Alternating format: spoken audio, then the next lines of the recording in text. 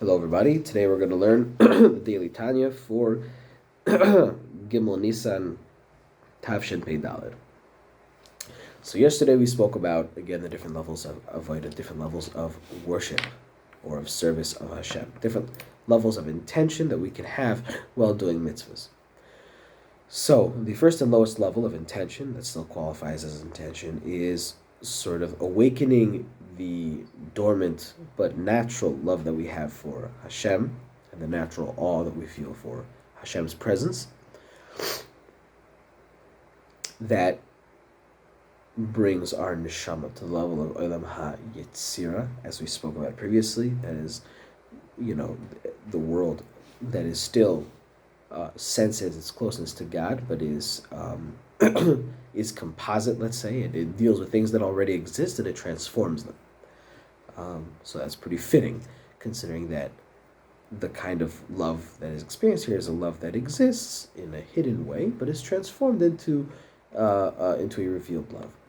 The next level is love and awe that are born of contemplation, that are born of speculation upon Hashem's greatness. When we do that, our neshamas are placed in the world of Bria, as in the world of where there's sort of a duality between existence and non-existence, being and non-being. Okay, and in this world, this is a world of free choice. Okay, right? Because free choice is actually what mediates being and non-being. Some people might say it's becoming, but I think that's false. And I think that the Rebbe is saying this as well, that what mediates being and non-being is free choice. And where your love was freely chosen, because you freely followed the good, okay?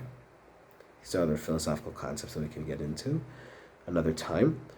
But that puts your neshama in the world of Bria, in the world where there is only existence and non-existence.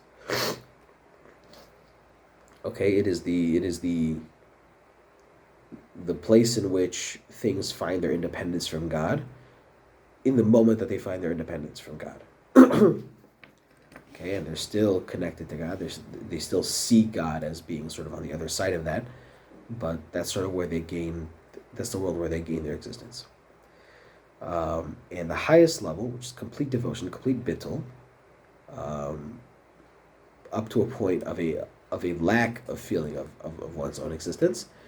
This is sort of the highest level, and it's in the world of Atzilus, where our neshamas are completely joined to Hashem's will, Hashem's light. But we also said that avodah without kavanah at all does not go up to any of these places, but it stays in the world of separation. That is to say, avodah that does not have any kavanah behind it is not pointing at anything. It's just mere action, and that mere action is in accordance with God's will, and that's very important. But it doesn't point at any sort of higher relationship that we want with Hashem. It's just an action like any other, or at least that's how it would seem. And here we're going to try to refine that point. We're going to try to understand exactly what we mean by an action without intention. We're going to try to understand that. Okay, so let's go. V'hainu. Okay, what does it mean, an action without intention, without love and awe? Afilu imeino osek shelo lishma mamash. Okay, even if one is not, this sort of double negative here. Even if one is not doing the mitzvahs with some sort of external, some sort of ulterior motive, right? Lishum ezo pniya, right? So ulterior motive, chas v'shalom. Ela kmo shekatuv. But as it says, "V'tehi yirata moti mitzvot anashim melubada," and their awe of me will be a commandment of man taught. Right? What does that mean? It means perush machmat hergel shulgal. It has become some sort of habit. Mikatnuto, from his youth, shehirgilo v'limdo aviv v'rabo lira et Hashem uleovdo. Okay, so it's some sort of habit that has been ingrained in you, not by your own choice, but by your upbringing.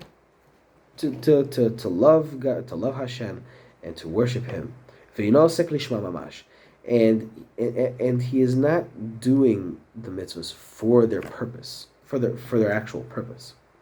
Kilishma mamash, because doing mitzvahs for their purpose or for their sake,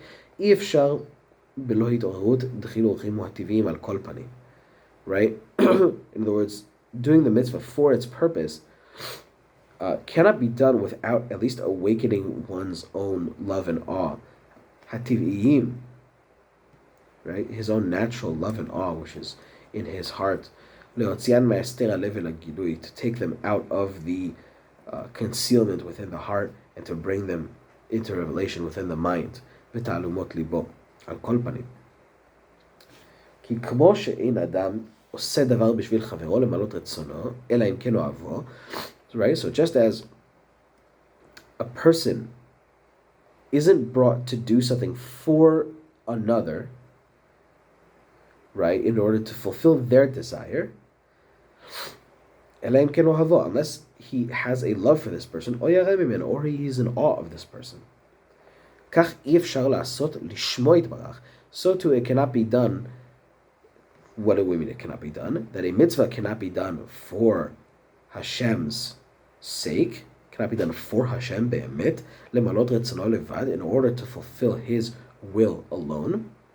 בלי זיכרון והתעוררות אהבתו ויראתו כלל במוחו ומחשבתו ותעלומות ליבו. In other words, one cannot be said to be doing a mitzvah for Hashem, just in order to, let's say, make Hashem happy, right? If you want to say in the simple way, one can't do that if he doesn't at least awaken his own love and awe within his mind. Okay? In other words, if there's no actual conscious pursuit of Hashem's love, you can't be said to be doing it for Him. Okay, על כל פנים. וגם אהבה לבדה, and this is, we're going to get on to another point, and love alone, אינה נקראת בשם עבודה, is not called worship. בלי יראת התא לפחות, at least without the lower kind of awe, which is more like fear. שהיא מסותרת בלב כל ישראל, כמו שכתוב לקמן, which is concealed within the hearts of all of Am Yisrael, all Yidden. Now we're gonna hang on to this point a little bit. What is it? Why is love alone no good? Why do we need awe or fear as well? Well, this is my conjecture. There may be sources for this. I think there are. I recall hearing this before, but you can tell me if I'm way off in the comments. That love is sort of the approach. It's sort of the set of like approach procedures. It's the approach emotion, right? We want to become close to something. I want to claim something, right? We want to just wanting to draw near to something. In other words, for it to become part of our identity, or for us to become part of its identity, the thing which we love. But awe is more about setting things alone, not approaching, letting things have their space. Okay, so if I'm in awe of something, then I allow it to have its space. I don't draw near to it. And when you only have that approach emotion, without letting things have their place, what you're doing is you're in a mode of consumption. You're in a mode of, or in a mode of complete and total self-annihilation,